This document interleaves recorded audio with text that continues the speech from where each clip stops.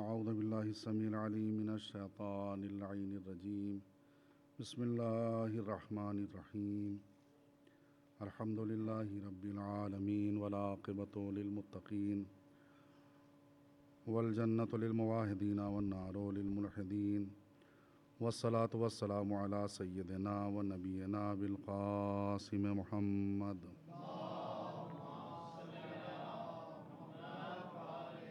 وآلہ الطیبین الطاہرین المعصومین المظلومین ولعنۃ اللہ علی اعدائہم وقاتلیہم وغاصبی حقوقہم اجمعین من الآن الی قیام یوم الدین اما بعد فقد قال اللہ سبحانہ تبارک و تعالی فی القرآن المجید وهو اصدق القائلین وقولہ الحق بسم اللہ الرحمن الرحیم وآتیناک سبعا من المثانی والقرآن العظیم صلوات پڑھیے محمد وآل محمد۔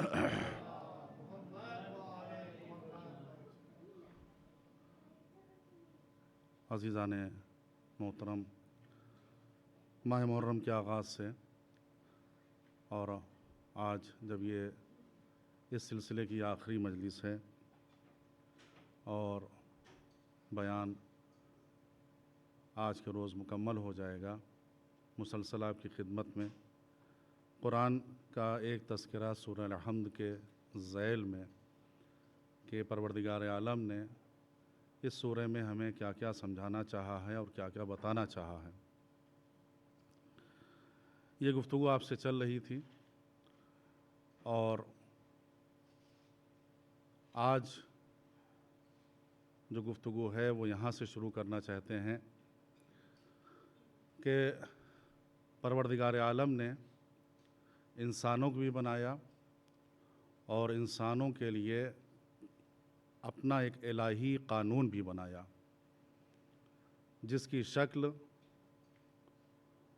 قرآن کے ذریعے اور عملی شکل یا تصویری شکل اہل بیت علیہم الصلاۃ والسلام کے ذریعے پیش کی گئی۔ پھر اس کے بعد جب ہم اس دنیا میں آ گئے تو اس دنیا میں آنے کے بعد جس جگہ پر جن جگہوں پر جن حکومتوں میں ہم زندگی گزار رہے ہیں وہاں پر بھی ہمارے رہنے کے لیے کچھ قانون بنائے گئے۔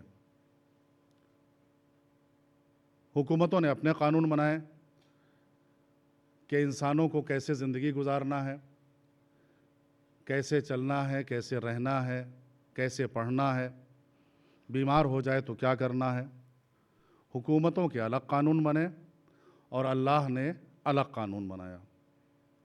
اب آپ یہ دیکھیں گے کہ کبھی کبھی حکومت کا قانون، جو حکومتیں قانون بناتی ہیں، ان میں پریشانیاں آتی ہیں، رکاوٹیں آتی ہیں، وہ انسان کے اس مزاج سے یا انسان جس کیفیت کا حامل ہوتا ہے اس سے وہ ملتی جلتی نہیں ہیں۔ اور بہت سی آپ کو ایسی مثالیں ملیں گی کہ حکومت کا قانون کچھ کہہ رہا ہو اور انسان کی ضرورت کچھ کہہ رہی ہو، لیکن وہ ایک قانون ہے تو اس کے اوپر آپ کو عمل کرنا ہے۔ آپ اس میں وجہ نہیں پوچھ سکتے ہیں، آپ اس میں بحث نہیں کر سکتے ہیں، آپ کو قانون ماننا ہوگا، چاہے سمجھ میں آئے یا نہ سمجھ میں آئے۔ لیکن چونکہ آپ اس حکومت کے زیر سایہ زندگی گزار رہے ہیں اس لیے آپ کو ماننا پڑے گا۔ یہ اختلاف کیوں ہوتا ہے؟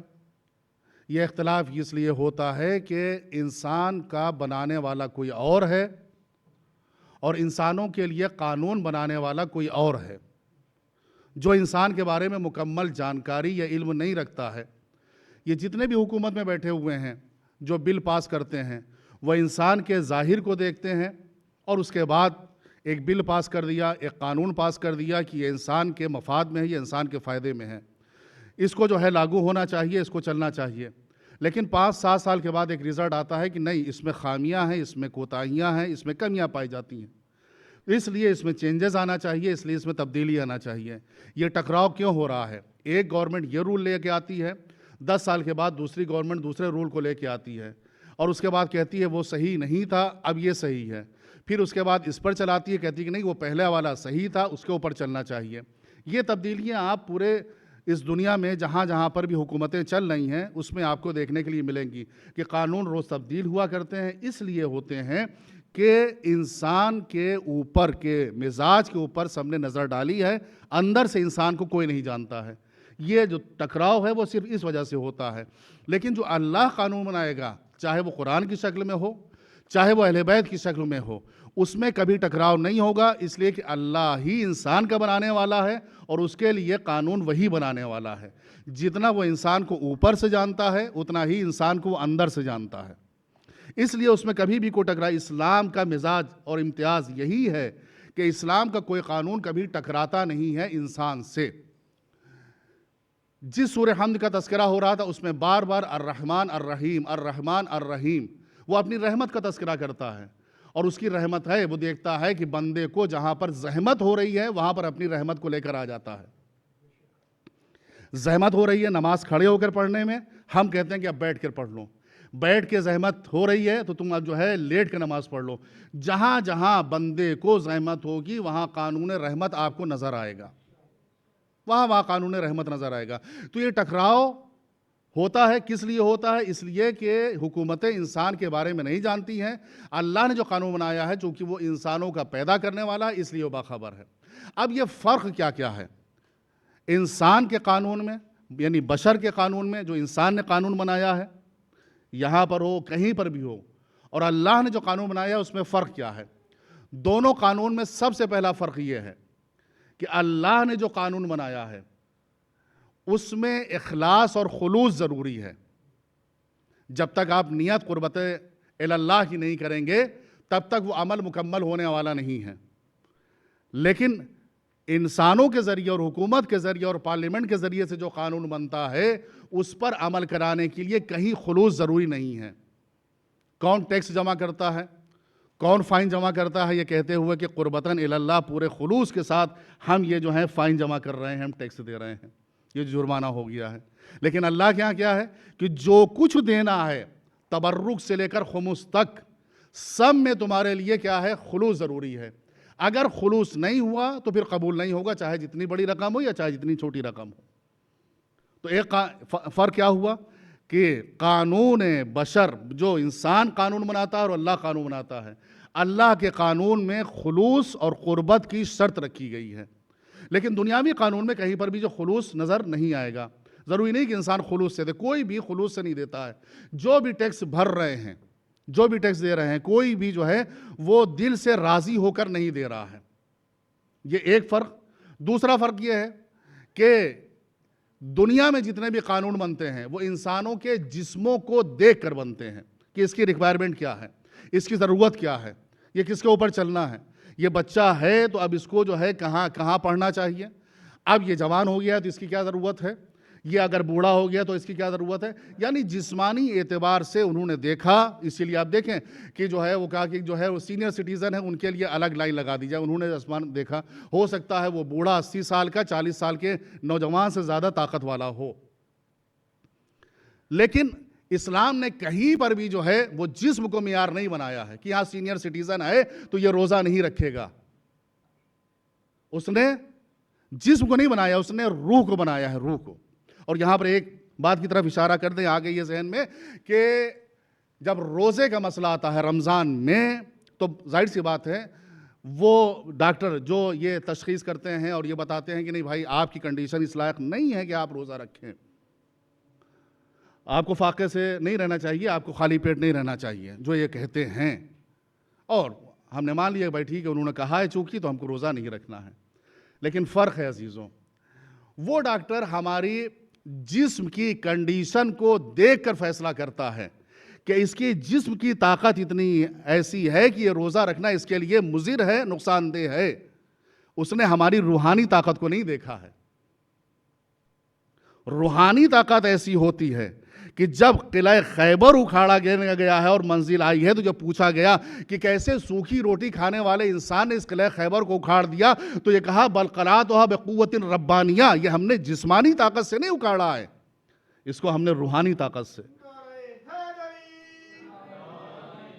تو یہ جو فیصلہ کرتے ہیں، انہوں نے جسم کو ہم کو دیکھا، ڈاکٹر نے یہ فیصلہ کر دیا کہ بھائی نہیں آپ جو ہے 18 گھنٹے بھوکے نہیں رہ سکتے، لیکن اللہ نے ایک روحانی طاقت ہم کو دی ہے، اور روحانی طاقت ہے، بعض وقت ہوتا ہے کہ نہیں یہ کام کرنے کے دل نہیں چاہ رہا، لیکن وقت صلاۃ نماز کہہ رہا کہ نہیں اٹھنا چاہیے، 2:30 بجے سوئے ہیں، 3 بجے ٹائم ہو رہا ہے، لیکن اٹھنا چاہیے، اس معبود کو سجدہ کرنا چاہیے۔ یہ کون سی طاقت ہے جو اٹھاتی ہے؟ یہ کون سا وٹامن ہے جو اٹھاتا ہے؟ یہ کون سی انرجی ہے جو اٹھاتی ہے؟ یہی روحانی طاقت ہے کہ جس کی بنا پر انسان جو ہے وہ چاہے رات بھر کی شب بیداری ہو تب بھی کر لیتا ہے، چاہے جو ہے وہ 40 میں مشی کرنا ہو، پیدل چلنا ہو 80 کلومیٹر تب چلا جاتا ہے، چاہے وہ حج کے مراحل ہو تب بھی طے کر لیتا ہے۔ اور یہی روحانی مسائل ہیں کہ جب خمس کا حساب کرنے کے لیے بیٹھتا ہے اور دیکھتا ہے کہ بڑا اماؤنٹ نکل رہا ہے تو اس کو دل مضبوط کرتا ہے، جس نے یہ دیا ہے وہ ابھی زندہ ہے، وہ اور دے گا اس کے بعد، اس کے راستے بند نہیں ہوئے ہیں، وہ جانتا ہے، طریقے نکالتا ہے کہ کیسے جو ہے وہ دیا جائے۔ وہ صرف ہمیں کہ ہمیں اپنے بھروسہ اور اعتماد کرنا چاہیے، وہ باخبر ہے کہ کس کو کتنا اور کیسے دینا ہے۔ جو پابند ہیں ان سے نہیں کہہ رہے ہیں، لیکن جنہوں نے اب تک ابتدا نہیں کی ان سے اسی لیے یہی بات کہہ رہے ہیں، ایک دفعہ یہ کر کے دیکھیے تو راہ خدا میں خمس کو نکال کے دیکھیے تو اس کے بعد دیکھیے کتنی برکت حاصل ہوتی ہے، کتنا اس میں جو ہے اضافہ ہوتا ہے۔ تو بات کہیں سے کہیں چلی جائے گی۔ دوسری چیز ہم نے کیا بتائی تھی کہ فرق کیا ہے، گفتگو کیا ہو رہی تھی کہ فرق کیا ہے اللہ کے بنائے ہوئے قانون میں اور انسانوں کے بنائے ہوئے قانون میں، کہ انسان جو ہے جب قانون بناتا ہے تو وہ انسانوں کو دیکھ کر بناتا ہے، اور اللہ جب قانون بناتا ہے تو وہ انسان کی روح کو دیکھ کر بناتا ہے۔ اسی لیے کوئی مطالبہ جو ہے قبر میں جسم سے نہیں ہے کہ جسم جو ہے، بلکہ وہ جتنی بھی جوابات ہیں وہ روح کی بنیاد پر انسان دیتا ہے، جتنے روحانی طور پر مضبوط ہوگا وہ جو ہے جواب دے دیتا ہے۔ یہ 2 چیزیں ہوں گی۔ تیسری چیز یہ ہے کہ دنیا میں قانون پر عمل کرانے کے لیے کبھی آرمی کبھی پولیس لگائی جاتی ہے کہ یہ اس وقت جو ہے ایسا مسئلہ ہے تو حفاظت کے لیے، یہاں پر نگرانی کے لیے ان کو ہونا چاہیے، قانون پر عمل کرانا ہے تو جو ہے وہ آئیں گے، گھر تک آ جاتے ہیں، ٹیکس نہ دے کوئی انسان 1 مہینے تک کی جو ہے ٹال دیں گے، اگلے مہینے کیا ہوگا، نوٹس کے بعد پھر وہ گھر پہ آ جائیں گے، پھر بھی انسان نہ دے تو کیا ہوگا، جو قانون آپ نے نہیں دیا اب سزا یہ ہے کہ آپ کو اندر کر دیا جائے، آپ کو یہ سزا ملنا چاہیے۔ قانون یہ کہتا ہے کہ جو نہ یہ دے اس کو جو ہے وہ سزا دے دی جائے۔ تو دنیا کے قانون پر عمل کرانے کے لیے آرمی، پولیس، ناظر، نگراں، دیکھنے والا جو ہے وہ بنایا جاتا ہے کہ ٹریفک کے رول ہیں تو یہاں پر کوئی ہونا چاہیے، چاہے وہ سامنے دکھائی دے رہا ہو، چاہے وہ کیمرہ لگا دیا ہو، لیکن کوئی نہ کوئی آنکھ ہے، جسے ہم تیسری آنکھ کہتے ہیں، کہ لگا دی، فٹ کر دی کہ ہے وہاں پر۔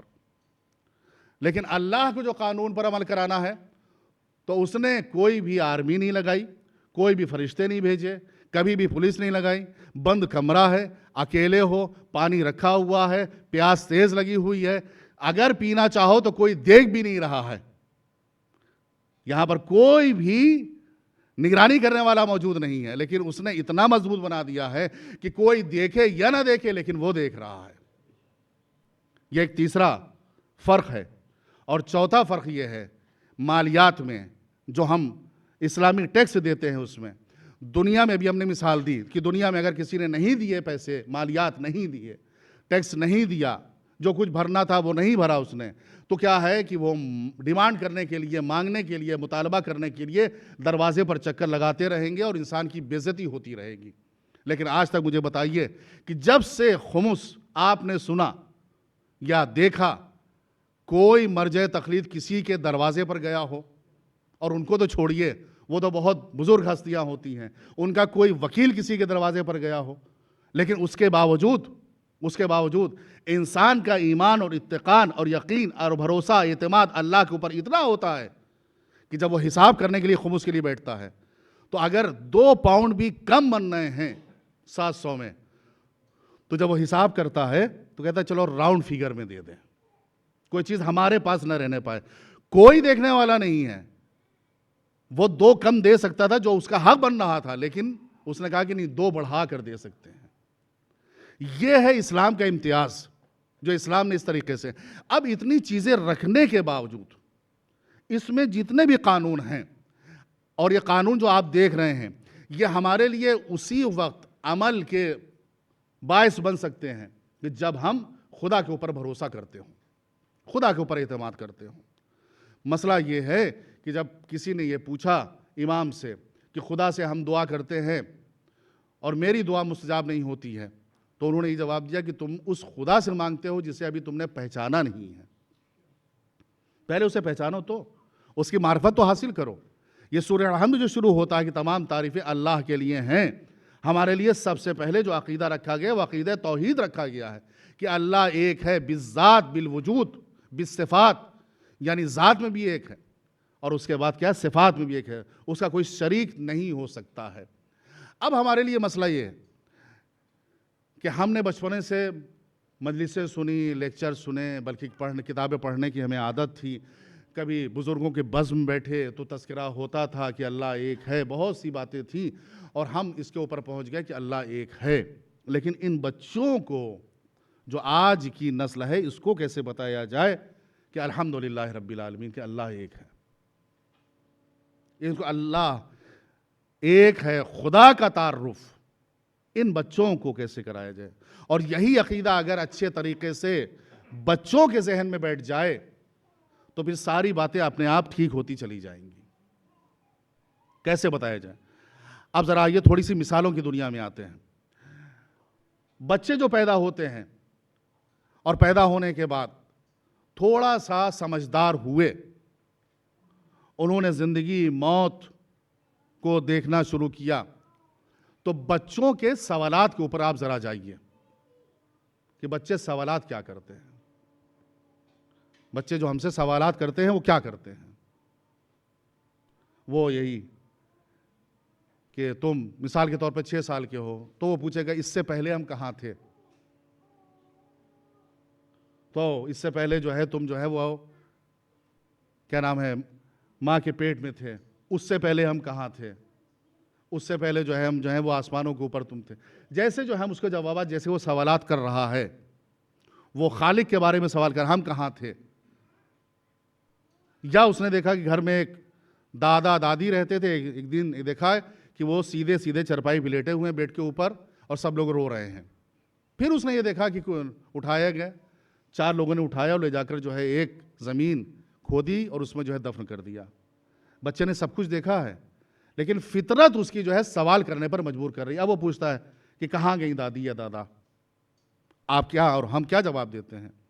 یہی کہتے ہیں کہ اللہ کے پاس. اب اس سے اگلا سوال کرے گا وہ کہ اللہ کہاں رہتا ہے؟ ہم کہیں گے کہ آسمان پہ رہتا ہے. آسمان پہ کیوں رہتا ہے؟ زمین پہ کیوں نہیں رہتا ہے؟ وہ دکھائی کیوں نہیں دیتا ہے؟ اب ہم جواب دیں گے کہ وہ جسم والا نہیں. جسم یعنی ایک سوالات ہیں جو اس کے ذہن میں پیدا ہو رہے ہیں. اللہ بچوں کو اپنی شناخت، اپنی معرفت دے کر بھیجتا ہے. ہم ان کے سوالات پر کبھی بریک لگا دیتے ہیں یا ان کو اپنے بڑے ہونے کی وجہ سے خاموش کر دیتے ہیں، ناقدری کرتے ہیں. ان کے سوالات پر جو ہے ہم کو توجہ دینا چاہیے. اور یقین مانیے یقین، کبھی کبھی پیرنٹس یہ شکوہ کرتے ہیں کہ گھر میں میرا ایک بچہ ہے، بیٹا ہے، جب ہم اس سے کوئی بات کرتے ہیں تو وہ جواب نہیں دیتا ہے. اس سے کچھ بھی پوچھو وہ جواب نہیں دیتا ہے. یہ مسئلہ نہیں ہے کہ بچہ جواب نہیں دیتا ہے، اس سے بڑا یہ مسئلہ ہے کہ بچہ سوال نہیں کرتا ہے. سوال کرنے کا مطلب یہ ہے کہ اس کے اندر گروتھ ہو رہی ہے، اس کا دل و دماغ چل رہا ہے، وہ اس دنیا کے بارے میں سمجھنا چاہتا ہے. جس دن دنیا کے بارے میں سمجھ لے گا اس دن جو ہے وہ اس کے بنانے والے کے بارے میں سمجھ لے گا. اس کے سامنے کوئی بھی چیز آئے گی تو یہ کس نے بنائی، کیسے بنائی، کب بنی، اس کا کوئی دوسرا ہو سکتا ہے کہ نہیں ہو سکتا ہے. یہ چھوٹے چھوٹے سوالات جو بچوں کے ذہن میں اٹھتے ہیں ان کے اوپر ہم توجہ دیں. اگر ہم نے ان کو بڑھانا شروع کر دیا تو یقیناً وہ توحید کی طرف جو ہے وہ آ جائیں گے.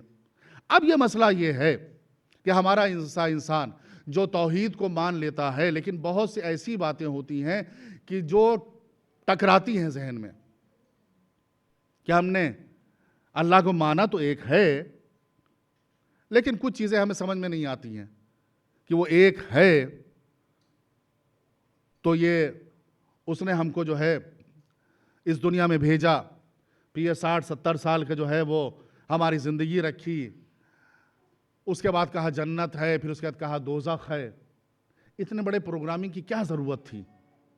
جب اس نے ہمیں پیدا کیا ہے تو وہ ہمارے بارے میں پہلے سے جانتا تھا کہ ہم دوزخ میں جائیں گے یا جنت میں جائیں گے، اسے تو معلوم ہے نا ہمارے بارے میں۔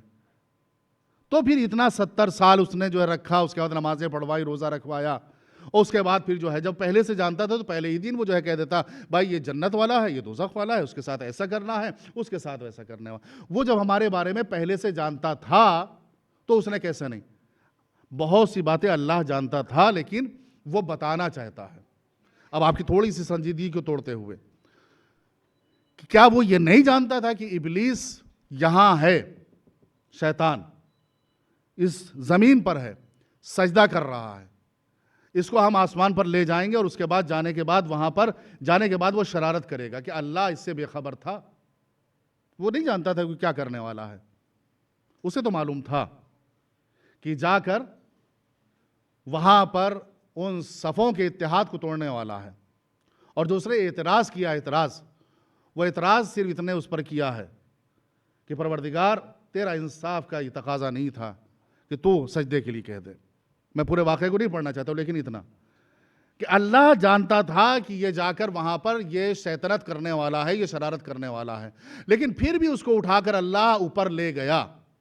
کیوں لے گیا؟ وہ صرف یہ بتانے کے لیے لے گیا کہ یہ رہتا زمین پر، یہاں پر بھی یہی کام کرتا، اختلاف کرتا، انتشار کرتا، لڑائی کراتا، لیکن میں چاہتا ہوں کہ تم چہروں کو پہچان لو کہ چہرہ کیا ہے۔ ملائکہ کے درمیان ہے لیکن اس چہرے کو پہچان لو۔ یہیں سے وہ مسئلہ بھی حل ہو جاتا ہے کہ اللہ جیسے چاہتا تھا کہ شیطان کو شیطان کے چہرے کی طرح پہچان لیا جائے، ملک کو ملک کے چہرے کی طرح پہچان لیا جائے، ویسے ہی نبی جانتے تھے کہ قلم اور کاغذ نہیں ملے گا، لیکن جاتے جاتے ایک بات سمجھانا چاہتے تھے کہ تم ان چہروں کو پہچان لو، کون میری بات کو ماننے والا ہے اور کون میری بات سے اختلاف کرنے والا ہے۔ ایک صلوات پڑھیے محمد وآل محمد۔ تو گفتگو ہو رہی تھی کہ ہمیں یہ جو کہ اللہ کو معلوم ہے ہمارے بارے میں کہ ہم کیا کرنے والے ہیں، سب کچھ اسے پتا ہے، پھر اس کے بعد کیا ضرورت تھی کہ وہ ہم کو جو ہے جنت و دوزخ اور اس کے لیے اتنے بڑے جو ہے اعمال اور یہ سب چیزیں جو ہے کرواتا۔ دیکھیے ہمیں بھی پتا ہوتا ہے، لیکن اللہ کا علم ہے، مکمل علم ہے۔ ہمارے پاس جو علم ہوتا ہے، جو ہم کہتے ہیں کہ ہم عالم ہیں، وہ علم ہے، لیکن کہیں کہیں ہمارا علم جو ہوتا ہے وہ ایک اندازہ ہوتا ہے۔ مجلس کے بعد نکلے، دیکھا کہ بہت سی گاڑیاں کھڑی ہوئی ہیں۔ اب ہم نے ایک اندازہ لگایا کہ اس وقت جو ہے کچھ آگے کچھ پریشانی ہے، شاید ایکسیڈنٹ ہو گیا ہے یا سڑک خراب ہے، کچھ ایک اندازہ۔ ہمارا علم جو ہوتا ہے، جس کو ہم علم کہتے ہیں، وہ علم نہیں ہوتا ہے، ایک اندازہ ہوتا ہے۔ لیکن اللہ کا جو علم ہوتا ہے وہ ہمارے بارے میں سب کچھ جانتا تھا، بے خبر نہیں ہے وہ کہ ہم کیا کرنے والے ہیں، ایک ایک دن کے بارے میں جانتا، مرنے کے بعد کے بارے میں بھی جانتا ہے۔ لیکن اس نے ہم کو ایک اختیار دیا ہے، اس اختیار سے ہمیں دوزخ یا جنت لے جانے والا ہے، اس اختیار سے۔ جیسے ہمیں ایک اندازہ ہوتا ہے کہ یہ ہمارا 2 سال کا 1 سال کا بچہ ہے، نواسا ہے، پوتا ہے، یہ ہماری گود میں ہے۔ اگر ہم اسے زمین پر چھوڑ دیں گے تو کیا کرے گا؟ یہ اندازہ ہوتا ہے کہ نہیں ہم کو؟ اگر اس کو ہم چھوڑ دیں گے تو یہ سب سے پہلے جا کر پانی سے کھیلے گا۔ اگر ہم اس کو زمین پر چھوڑ دیں گے تو جا کر جو ہے وہ یہ کرے گا، وہ کرے گا۔ ایک اندازہ ہمیں معلوم ہوتا ہے۔ یا اور مثالیں آپ لے لیجئے کہ بہت سے حیوان جن کو ہم پالتے ہیں، حیوانات جو پالتے ہیں، کہ چاہے وہ بلی کے بچے ہوں یا مرغی کے بچے ہوں، ہم ان کو دیکھ لیتے ہیں کہ اب یہ بچہ جو ہے آیا ہے تو کیا کرے گا، کہاں پر کھائے گا، کھانے کے بعد کتنا کھائے گا، اس کے بعد کہاں چلا جائے گا۔ ایک سب چیزوں کے بارے میں ہمیں اندازہ ہوتا ہے کہ کیا کرے گا، کیا کرے گا، اور اس اندازے کے مطابق ہم ایک فیصلہ کرتے ہیں کہ اترے گا گوشت سے تو اب یہ کیا کرنے والا ہے۔ لیکن ہم نے بچے کو اتار دیا، جو ہم سمجھ رہے تھے کہ جب ہم اس کو بلائیں گے، ابھی یہ سائیکل چلا رہا ہے تو جیسے ہی بلائیں گے یہ ہم کو دیکھ کر اور تیز سائیکل چلانا شروع کر دے گا۔ یہ ہمارا ایک اندازہ تھا۔ ہم جب پکاریں گے اس کو کھانے کے لیے تو یہ دروازے کے پیچھے جا کر چھپ جائے گا۔ یہ سب ہمارا اندازہ تھا۔ لیکن ضروری ہے کیا ہمیشہ بچہ یہی کام کرے؟ ہو سکتا ہو کبھی نہ کرے، لیکن ایک اندازہ ہے ہمارا کہ جب ہم یہ اس کے ساتھ کرتے ہیں تو یہ کرتا ہے، یہ اندازہ ہے ہمارا۔ لیکن بچے کو اختیار ہے کہ دروازے کے پیچھے چھپے یا نہ چھپے، سائیکل تیز چلائے یا نہ چلائے، پانی سے جا کر کھیلے یا نہ کھیلے، یہ اختیاری تو ہے نا اس کے پاس۔ لیکن ہمارے پاس جو علم ہے وہ کیا کہہ رہا ہے کہ یہ کرنے والا ہے، یعنی ہم جانتے ہیں کہ یہ بچہ یہ کرنے والا ہے، اختیار اس کے پاس ہے کہ کرے یا نہ کرے۔ بس یہی طریقے کی مثال ہے بندے اور خدا کے لیے۔ اللہ ہمارے بارے میں جانتا ہے کہ یہ کیا کرے گا، لیکن اس نے اختیار دیا ہے کہ پانی کی طرف جاؤ یا نہ جاؤ، دروازے کے پیچھے چھپو یا نہ چھپو۔ ہم تمہیں اختیار دے کر تمہارے ذریعے سے فیصلہ کرانا چاہتے ہیں، ہم اپنے علم کے اوپر جو ہے وہ فیصلہ نہیں کرنا چاہتے ہیں۔ ہمارا علم تو کچھ بھی کہہ رہا ہو، لیکن ہم نے تمہیں اختیار دیا ہے، اس اختیار کے ذریعے سے ہم تمہارا امتحان لینا چاہتے ہیں۔ اور یہ جو امتحان ہے، امتحان جو زندگی بھر مومنین کا ہوتا رہتا ہے، اور مختلف آیتیں ہیں، اگر ایمان ہے تو ایمان والوں کا امتحان ضرور ہوگا۔ کوئی یہ نہ سمجھے کہ ہم ایمان والے ہیں اور مومن ہیں اور ہمارا امتحان نہیں ہوگا۔ ایمان کے ساتھ امتحان ضرور ہوگا۔ سب سے پہلے ہی امتحان جناب آدم کا لیا گیا ہے۔ کوئی غلطی کی تھی انہوں نے، کوئی خطا کی تھی، کوئی گناہ کیا تھا، لیکن انی تبت الیک، ہم توبہ جو ہے تیری بارگاہ میں طلب کر رہے ہیں۔ تو یہ امتحان تو ہمارا ہوگا۔ ان بچوں کو سمجھانے کے لیے خدا ہے، سب سے پہلے ان کی فطرت تقاضا کرتی ہے کہ وہ ان سوالات کے ذریعے سے اپنے آنے کے وجود کو معلوم کریں کہ ہم کیسے آئے ہیں۔ پھر اس کے بعد اگر ہم قرآن مجید میں جانا چاہیں تو قرآن مجید کے ذریعے سے ہم بچوں کو سمجھا سکتے ہیں، اس سورہ الحمد کے ذریعے سے، یا جو دوسری آیتیں ہیں ان کے ذریعے سے۔ قرآن مجید میں ایسے قصے ہیں جیسے جناب آدم کا قصہ، کہ جناب آدم کا قصہ اگر ہم بچوں کو بتانا شروع کریں تو وہ خود ہی دنیا کے بارے میں، اچھا تو دنیا پھر بنی تھی تو یہاں کون رہتا تھا؟ نسناس رہتے تھے جنہیں خناس کہا گیا، پھر کیا ہوا؟ ان کی بستیاں جلا دی گئیں، پھر کیا ہوا؟ جنات رہتے تھے، پھر کیا ہوا؟ وہ شیطان بنا۔ اس طریقے سے وہ بچے اگر آدم کے قصے کو لے کر آپ بیٹھیں گے تو اپنے آپ ہی وہ دنیا کے بارے میں ان کو معلومات ہوتی جائے گی۔ انبیاء کے قصے، ائمہ کے قصے، یہ خدا کے تعارف کا بہترین ہمارے پاس راستہ ہے۔ پھر اسماء الہی جو ہیں، اللہ کے جو ہیں 99 اسماء ہیں، 99 جو ہیں اس کے نام ہیں کہ جن کے ذریعے سے ہم بچوں کو، اگر العلیم ہے، الحکیم ہے، تو وہ جو کچھ ہمارے ساتھ کر رہا ہے، اگر ہمارا ایکسیڈنٹ ہو گیا اور اس میں کچھ ہو گیا تو اس میں کچھ نہ کچھ حکمت تھی۔ ٹھیک ہے، ہماری غلطی تھی کہ غلط ڈرائیو کر رہے تھے۔ اگر ہمارے ساتھ کوئی حادثہ ہو گیا، ہمارا جو ہے بزنس جو ہے فیل ہو گیا، یا اور کوئی بات ہو گئی جس میں کوئی اس میں حکمت تھی۔ اور یقین مانیے آپ عزیزوں، بندے جو ہیں، بندے، ان میں جو صفتیں پائی جاتی ہیں، جو اس میں کوالٹی پائی جاتی ہے، جو صفتیں پائی جاتی ہیں، اس کو ہر بندہ ایک صفت کو ایک وقت جو ہے وہ پیش کر سکتا ہے۔ لیکن اللہ کی کتنی صفتیں ہیں؟ یہ جتنے بھی 99 نام ہیں، جو جوشن کبیر میں بھی آئے، جو اسماء الہی آئے، ان میں جتنے بھی نام ہیں کہ العلیم، الخبیر، الحکیم، رحمان، رحیم، رؤوف، ودود، یہ جتنے بھی نام آئے ہیں سب صفتیں ہیں اللہ کی۔ ہم ایک وقت میں صرف ایک رول جو ہے وہ پیش کر سکتے ہیں۔ اگر اس وقت ہم ممبر پہ ہیں تو صرف اس وقت جو ہے ایک ذاکر ہیں، بس اور کچھ نہیں۔ اترنے کے بعد اگر گاڑی میں بیٹھے گاڑی چلانے لگے تو اس وقت کیا ہے؟ اس وقت جو ہے گاڑی ڈرائیو کر رہے ہیں، ایک ڈرائیور ہیں۔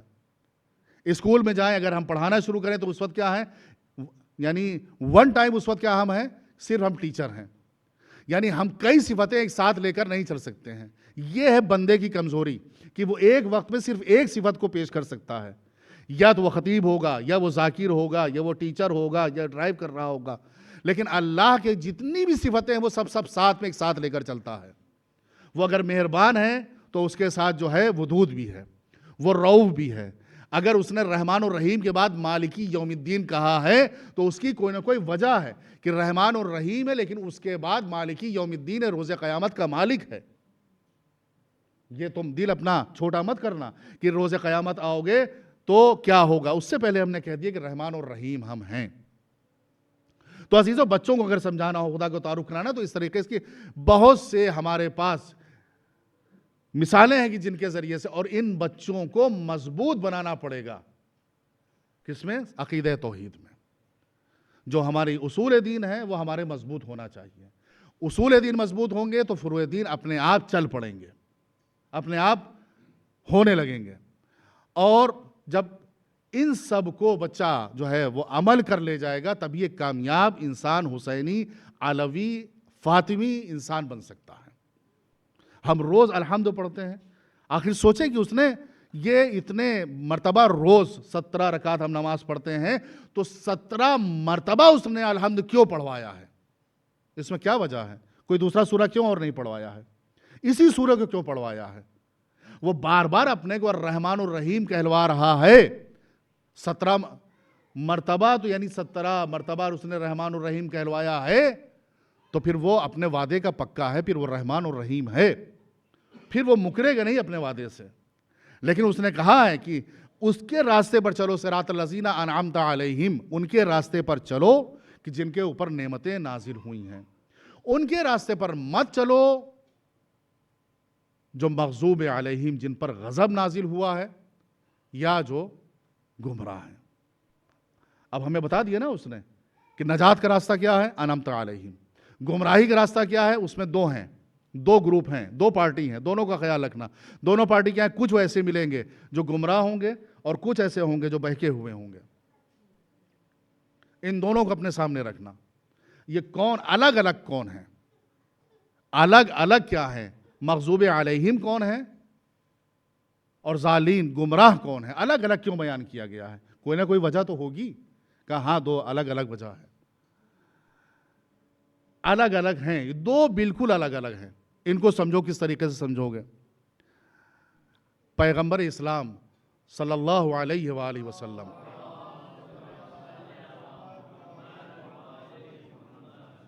اس دین مبین اسلام کو لے کر آئے، اور اس 40 سال کو چھوڑ دیجئے، اس 23 سال کو آپ لے لیجئے، جو 13 سال مکے میں، 10 سال مدینے میں، اس 23 سال کو اپنے سامنے رکھیے، اور اس میں پڑھاتے رہے۔ اور کہا یہ جاتا ہے کہ وقت وفات 24 لاکھ مسلمان ہو گئے تھے، حبشہ اور یمن تک، یمامہ تک۔ پیغمبر درس دیتے رہے، قرآن، اسلام، مذہب، سب کچھ سکھاتے رہے۔ آخر وقت ان کے ساتھ کیا کیا گیا؟ ان کے ساتھ کیا کیا گیا؟ 23 سال کسی کو پڑھایا، محنت کی پیغمبر نے۔ 23 سال اگر آج اب بچے کو آپ پڑھائیے تو کیا ہو جاتا ہے؟ کم سے کم گریجویشن تو کر ہی لیتا ہے نا، یا اس سے کم پہ چھوڑا رک جائیے۔ یعنی اتنا بچہ پڑھ لے اور اس کے بعد پھر بتانے میں کچھ غلطی کرے تو ہمیں غصہ آئے گا، ہے نا؟ اگر 23 سال ہم کسی بچے کو پڑھائیں اور اس سے پوچھیں کہ الف کہاں لکھا ہوا ہے، اے کہاں لکھا ہوا ہے، پوچھیں اے، اور وہ ڈی کے اوپر نقطی اپنی انگلی رکھے، تو ہمیں غصہ آئے گا کہ نہیں غصہ آئے گا؟ کہ 23 سال کی ہماری یہ محنت، اور یہ تم نے ہم سے یہ سیکھا ہے، 23 سال تک ہم پڑھاتے رہے، لیکن کبھی ہم جو ہیں چند مہینے پڑھائیں، مہینے 2 مہینے ہم نے پڑھایا ہے، اور اس سے اس وقت پوچھا کہ الف کہاں لکھا ہے، اس نے جو ہے دال کے اوپر جو ہے اپنا ہاتھ رکھ دیا، تو اتنا غصہ نہیں آئے گا، اتنا غصہ نہیں ہے، کیونکہ اس کے اوپر محنت ہم نے کم کی ہے۔ اس کے اوپر ہم صرف ناراض ہوں گے. اور قرآنی زبان میں کہہ دیں مغضوب علیہم یہ ہے کہ جس کے اوپر ہم غضبناک ہوئے کہ بھائی 2 مہینے کی ہماری محنت تھی جس کو تم نے برباد کر دیا. 2 مہینے سے روز ہم بتا رہے تھے کہ الف یہ ہے، اور جب 2 مہینے کے بعد ہم تم سے پوچھ رہے ہیں تو تم الف کو دال بتا رہے ہو. اس پہ ہم جو ہے صرف غضبناک ہوں گے. یہ ہے مغضوب علیہم. لیکن جس کو اگر ہم نے 23 سال تک پڑھایا ہو، گریجویٹ بنا دیا ہو، اور اس سے ہم پوچھیں کہ اے کہاں ہے اور وہ بتائے زیڈ کو، تو ایک دفعہ اتنا غصہ آئے گا کہیں گے کہ میرے پاس سے اٹھ کر چلے جاؤ، تمہاری صورت نہیں دیکھنا چاہتے ہیں. پتہ نہیں آپ نے توجہ فرمائی کہ نہیں توجہ فرمائی. پیغمبر نے چہروں کو پہچانوایا ہے جاتے جاتے کہ دیکھو 23 سال تک ہم نے اتنی محنت کی ہے، لیکن اتنی محنت کے باوجود اگر ہم ایک قلم مانگ رہے ہیں اور نہیں دیا جا رہا ہے تو مجھے اتنا غصہ آیا ہے کہ غصہ نہیں، صرف غضب نہیں ہے، بلکہ میں نے اتنا جو ہوں میں ناراض ہوا ہوں کہ میں کہہ رہا ہوں میرے پاس سے اٹھ کر چلے جاؤ، میں تمہاری صورت نہیں دیکھنا چاہتا ہوں. بس یہیں سے راستے بدل گئے. امامت والا راستہ الگ ہو گیا، خلافت والا راستہ الگ ہو گیا. جو یہ سمجھایا گیا کہ مغضوب علیہم کون ہیں اور ولضالین گمراہ کون ہیں، ان کے پیچھے چلو گے تو ہمیشہ گمراہ رہو گے. انعمت علیہم والوں کا راستہ پکڑو، ان کے پیچھے چلو، ان کے بتائے ہوئے راستے پر چلو. ہم اللہ کے اوپر بھروسہ رکھیں، اگر اس کی حمد کرتے ہیں تو اس کے اوپر یقین رکھیں. مولا کائنات کی بہترین ایک حدیث، اس کے بعد آپ کی زحمت تمام، کہ مولا یہ فرماتے ہیں کہ اللہ نے اپنے خزانے اپنے پاس رکھے ہیں. خزانے اس کے پاس ہیں، لیکن کنجی اس کی جو ہے، چابی جو ہے وہ بندوں کے حوالے کر دی ہے. پھر دوہرا رہے ہیں جملے کو. خزانے اپنے پاس، للہ خزائن السماوات والارض، خزانے زمین اور آسمان کے اپنے پاس رکھے ہیں. زمین بندوں کے پاس ہے، ورنہ کتاب کا نام مفاتیح الجنان کیوں رکھا جاتا؟ کہ جنت کی چابیاں، شیخ عباس قمی کی چابیاں بندوں کے حوالے کی گئی ہیں. ہم کیا کرتے ہیں؟ جہاں خزانہ ہے، جہاں تجوری ہے، جہاں لاکر ہے، یعنی لاکر بھی ہم اپنے پاس رکھتے ہیں اور چابی بھی ہم اپنے پاس رکھتے ہیں. ٹھیک ہے نا؟ آپ کے پاس چابیاں آپ ہیں، گاڑی کو پار کر کے آئے ہیں، کہاں پر پار کر کے آئے ہیں؟ کہیں سڑک پر پارکنگ میں پار کر کے آئے ہیں. چابی کس کے پاس ہے؟ آپ کی جیب میں ہے. گاڑی آپ کے پاس نہیں ہے، صرف چابی آپ کے پاس ہے، اور آپ مطمئن ہیں کہ چابی ہمارے پاس چونکہ ہے اس لیے جو ہماری گاڑی جو ہے وہ محفوظ رہے گی، کوئی لے نہیں جا سکتا ہے. اللہ نے سارے خزانے جو ہیں وہ اپنے پاس رکھے، چابیاں ہمارے حوالے کر دی ہیں. ورنہ ہم کیا کرتے ہیں کہ لاکر بھی ہمارے پاس، تجوری بھی ہمارے پاس، چابی بھی ہمارے پاس رہتی ہے کہ جب چاہیں گے کھول لیں گے. اللہ نے سب یہ چابی ہمیں دی ہیں. تو کسی نے امام سے پوچھا کہ پھر یہ چابیاں ہیں کیا؟ کہا یہ تمہاری دعائیں ہیں، دعائیں. خزانے اس کے پاس ہے، روزی کا خزانہ اس کے پاس، اولاد کا خزانہ اس کے پاس، توفیقات کا اضافہ کے لیے جو خزانہ ہے وہ اس کے پاس ہے، دنیا میں ترقی کا خزانہ اس کے پاس ہے، گمراہی سے بچنے کا خزانہ اس کے پاس ہے، ہدایت کا لیے جو ہے وہ خزانہ اس کے پاس ہے. سارے خزانے اس کے پاس ہے، چابی تمہارے پاس ہے دعا کی شکل میں. جب بھی دعا مانگو گے یہ چابی ہے، خزانے ادھر کھلتے رہیں گے. ایک صلوات پڑھیے محمد والے. بس میں نے اپنی بات کو تمام کر دیا کہتے ہوئے کہ ان کی جو حکمتیں ہیں جو انہوں نے بتائیں کہ زندگی گزارنا ہے تو کیسے گزارنا ہے، زندگی بسر کرنا ہے تو کیسے بسر کرنا ہے.